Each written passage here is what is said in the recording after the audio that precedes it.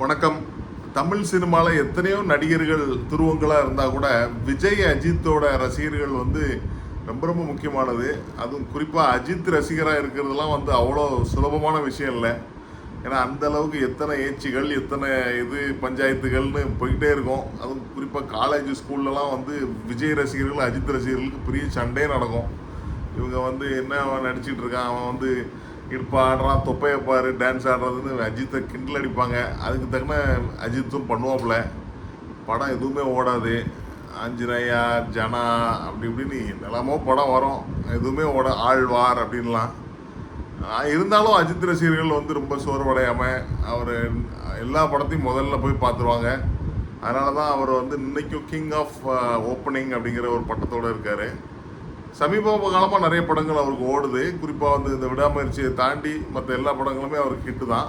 ஆனால் வந்து அவர் கடந்து வந்த பாதை வந்து அவ்வளோ சுலபம் இல்லை அப்படின்னு சொல்லணும். ஆனால் அந்த சைடு பார்த்தா விஜய் வந்து அவரோட மல்டி டேலண்டட் ஸ்கில்ஸ்னால, குறிப்பாக டான்ஸு, ஃபைட்டு, காமெடி, அதனால் வந்து அவர் வேறு இடத்துக்கு நகர்ந்துட்டு போனார். அவரோட படங்கள் எல்லாமே பெரிய ஹிட்டாகவும் பாடல்கள் ரொம்ப ஹிட்டாச்சு.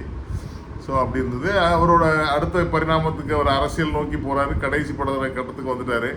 ஸோ இப்போ அஜித் எல்லாருக்கண்ணும் அஜித் மேலே இருக்குது. குறிப்பாக விஜய் ரசிகர்கள் கூட அஜித்தை சப்போர்ட் பண்ணுறத நம்ம பார்க்குறோம். ஸோ அந்த வகையில் அஜித்தோட ஒரு புது படத்தை பற்றி தான் நம்ம இன்னைக்கு ரிவ்யூவில் பார்க்க போகிறோம்.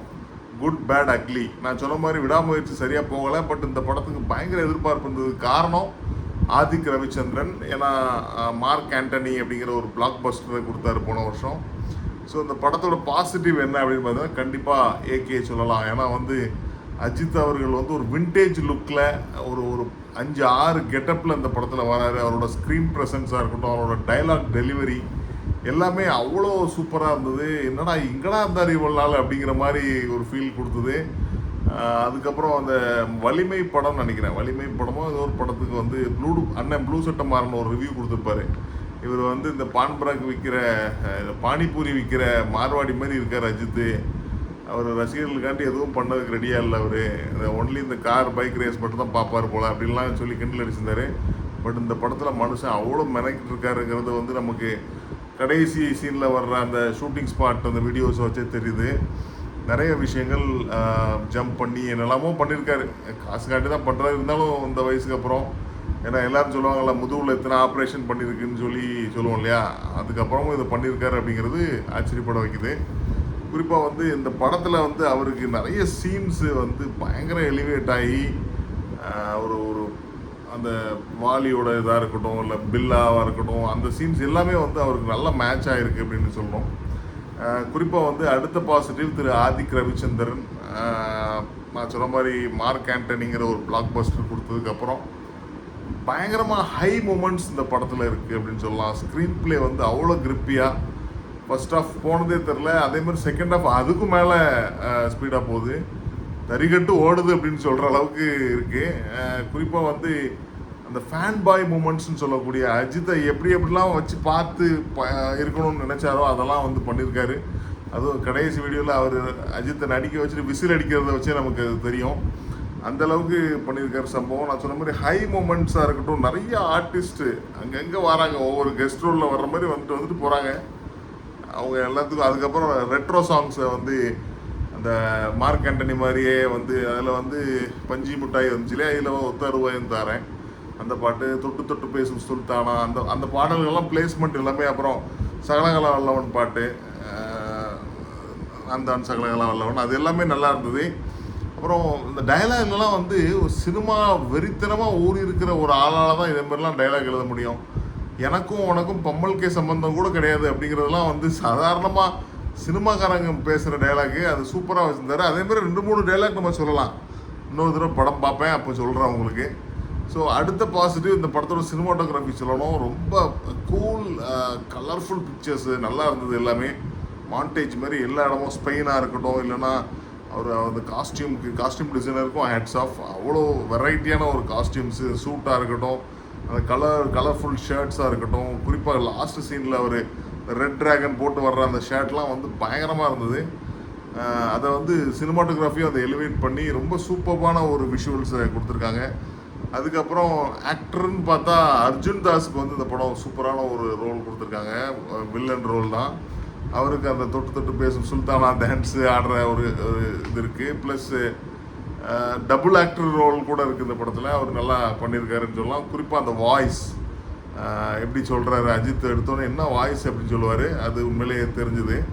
அடுத்த பாசிட்டிவ் வந்து இந்த படத்துக்கு மியூசிக் சொல்லலாம். ஜிவி வந்து அவர் எடுத்தோடனே அக்கம் பக்கம் யாரும் இல்லான்னு அந்த ரெட்ரோ சாங்கோடு ஆரம்பிக்கிறாங்க. அஜித்தும் த்ரிஷாவும் வரும்போது அது ஜிவியோட 2வது படத்தில் உள்ள பாட்டு தான். படத்தில் பாடல்கள் வந்து 1-2 அதோட சேர்ந்து கதையோட்டத்தோடு சேர்ந்து டப்பா குத்து ஸ்பீட் அந்த பால் டப்பா யாரெல்லாமோ பாடிருக்காங்க. ஆனாலும் அந்த ரெட்ரோ சாங்ஸ் வந்து அதில் கொஞ்சம் ரீமிக்ஸ் பண்ணி நல்லா சூப்பராக பண்ணியிருந்தாங்க. குறிப்பாக வந்து பிஜிஎம் வந்து தெறிக்க விட்டு அது அப்படியே நம்மளை அந்த அந்த இதுலேயே வச்சுருக்கு அப்படின்னு சொல்கிற அளவுக்கு இருந்தது. குறிப்பாக வந்து எடிட்டிங் ஒர்க்கு ஹேட்ஸ் ஆஃப் சொல்லணும். ஏன்னா நான் சொன்ன மாதிரி ஸ்டார்டிங்லேருந்து எண்டு வரைக்கும் லேகே இல்லாமல் கொண்டு போகிறதே ஒரு பெரிய கலை. அதாவது ஒரு ட்ரெய்லர் கட் பண்ண மாதிரி படத்தை கட் பண்ணியிருக்காங்க, அதுதான் உண்மை. ஏன்னா அவ்வளோ ஹை மூமெண்ட்ஸாக இருக்கட்டும், ஒவ்வொரு சீன்லையும் வான்னு சொல்கிற மாதிரி சீன்ஸ் கொண்டு போகிறதுனால நமக்கு வந்து ஒரு அயற்சி இல்லை அப்படின்னு சொல்லலாம். நான் சொன்ன மாதிரி ஹை மூமெண்ட்ஸ்ன்னு பார்த்தீங்கன்னா சிம்ரனோட அந்த சீனாக இருக்கட்டும், இல்லை அந்த இது ஒத்த ரூபாயம் தரேன் அந்த பாட்டு அர்ஜுன் தாஸ் ஆடுற அந்த சீன் அந்த பாட்டாக இருக்கட்டும், இல்லை வந்து தொட்டு தொட்டு பேசும் சுல்தானா சீனாக இருக்கட்டும், நிறைய சீன் சொல்லிகிட்டே போகலாம்.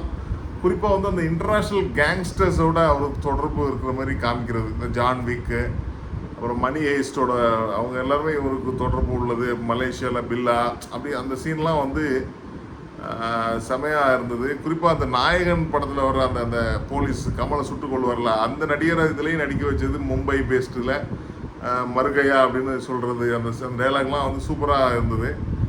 அதுமாதிரி கிளைமேக்ஸ் ஃபைட்டும் டிஃப்ரெண்ட்டாக ஒர்க் அவுட் ஆகிருந்தது, நல்லா இருந்ததுன்னு சொல்லலாம். இந்த படத்தோட நெகட்டிவ் என்ன அப்படின்னு பார்த்தீங்கன்னா, அந்த படத்தோட நெகட்டிவ் வந்து லாஜிக்னுலாம் எதுவும் கிடையாதுங்க. கதையும் வந்து பிளைன் வெனிலா ஸ்டோரி மாதிரி அறத பழசான கதை தான். அதை ப்ரெசென்ட் பண்ண விதம், அந்த ஹை மூமெண்ட்ஸ் எல்லாமே அது வேறு லெவலில் கொண்டு போயிடுச்சு. தவிர படத்தில் கதை இல்லை அந்த இதெல்லாம் வந்து லாஜிக்கு அதெல்லாம் பார்த்தா ஒன்றுமே ஒர்க் அவுட் ஆகாது அப்படின்னு தான் சொல்லணும். குறிப்பாக வந்து ரொம்ப வைலன்ஸுங்க. அது என்னன்னு தெரில, லோகேஷாக இருக்கட்டும் இல்லை ஆதிக்கா இருக்கட்டும், எல்லாருமே ஓவர் வைலன்ஸ். இந்த காலத்து பசங்களுக்கு அதுதான் பிடிக்குது அப்படின்னு இவங்களாவே முடிவு பண்ணிடுறாங்க. குறிப்பாக அந்த ரெட்ரோ சாங்ஸை வச்சு இந்த கன்னு வயலன்ஸ்னால் என்ன, அந்த கேஜிஎஃப் மாதிரி பழைய காலத்து கன் அப்படி சுற்றி சுற்றி அடிக்கிறது. இந்த படத்துலையும் கண்ணா பின்னான்னு அடிக்கிறாங்க. அவங்களாம் வந்து போலீஸ் பிடிக்க மாட்டாங்களா, இல்லை அது லாஜிக்கும் தெரியல. இந்த இவ்வளோ வயலன்ஸ் நமக்கு காமிச்சு தான் இவ்வளோ இது பண்ணணுமா அப்படிங்கிறதும் நமக்கு புரியல. ஸோ அதேமாரி லாஸ்ட்டு சீன்லாம் ஐ மீன் மெயினாக அந்த இதில் ஃப்ளாஷ்பேக் சீன்ஸில் கெட்டப்புக்கு கொடுத்த முக்கியத்துவத்தை வந்து அந்த கதைக்கு அவர் கொடுக்கல அப்படின்னு சொல்லணும். ஏன்னா கெட்டப்பு எல்லாமே சூப்பராக இருந்ததுங்க, அருமையாக இருந்தது. ஆனாலும் அந்த ஸ்டோரிக்கு வந்து இன்னும் அழுத்தமாக அந்த அந்த ஃப்ளாஷ்பேக்கை சொல்லியிருக்கலாம். ஆனால் தமிழ் சினிமாவில் வந்து எடுத்துக்காட்டு, அதாவது ஃப்ளாஷ்பேக் அப்படிங்கிறது ஒரு முக்கியமான பங்கு வகிக்குது. அதில் அழுத்தமாக சொன்னால் தான் அந்த படத்தோட கதையே இதாக இருக்கும். இதில் அது கொஞ்சம் மிஸ்ஸிங்காக இருந்தது. நார்மல் சீன்ஸோட ஃப்ளாஷ்பேக் கொஞ்சம் கம்மியாக தான் இருந்ததுன்னு சொல்லணும். ஆனால் ஓவர் பில்டப் படத்தில் நான் சொன்ன மாதிரி அந்த கேஜிஎஃப் மாதிரி அவன் யார் தெரியுமா, இப்படி பண்ணுவான் தெரியுமா, அந்த கேஜிஎஃப் வில்லனை வேற வச்சுட்டு அதே தாடி வச்சுட்டு அதே மாதிரி கெட்டப்லேயே எக்ஸ்ட்ரா பில்டப் கொடுக்குறாரு. அது அஜித்தே கொஞ்சம் என்னையா இது அப்படின்னு சொல்கிற மாதிரிலாம் வந்து மேனரிசம் பண்ணார். பட் ஸ்டில் அதெல்லாம் கொஞ்சம் தவிர்த்துருக்கலாமோன்னு தோணுது. ஸோ மொத்தத்தில் இந்த படம் எப்படி இருக்குது அப்படின்னு பார்த்தீங்கன்னா, அஜித்தோட ரசிகர்களுக்கு தரமான சம்பவம். எனக்கு தெரிஞ்சு அவரோட life time best movie in terms of ஒரு ஃபேன் என்கேஜ்மெண்ட்ஸாக இருக்கட்டும், இல்லை மாஸ் எலமெண்ட்ஸாக இருக்கட்டும், ஹை மூமெண்ட்ஸாக இருக்கட்டும், அஜித் வந்து பீக்கில் இருக்காருன்னு சொல்லலாம். குறிப்பாக அந்த வாலி அந்த சீன்லாம் ரொம்ப சூப்பராக ஒர்க் அவுட் ஆகிருந்தது. அதே மாதிரி இந்த படம் வந்து ஃபேமிலி ஆடியன்ஸ்க்கும் ஒரு எமோஷ்னல் சென்டிமெண்ட் சீன்ஸ்லாம் இருக்குது. நம்ம விஸ்வாசம் படத்தில் வர்ற அந்த கடைசி சீனை வந்து அப்பான்னு சொல்லிட்டு அந்த பொண்ணு கட்டி பிடிக்கிற மாதிரி, இது லவ் யூ அப்பான்னு அந்த பையன் கட்டி பிடிக்கிற மாதிரி சீன்ஸ்லாம் இருக்குது. அது ஜென்ரல் ஆடியன்ஸுக்கு கண்டிப்பாக பிடிக்கும். என்னை கேட்டால் இந்த படம் ஒரு 600 to 700 கோடி ரூபா கலெக்ஷன் பண்ணக்கூடிய எல்லா சாத்தியக்கூறுகளும் எனக்கு தெரியுது. ஸோ மீண்டும் இன்னொரு விமர்சனத்தில் சந்திப்போம். நன்றி, வணக்கம்.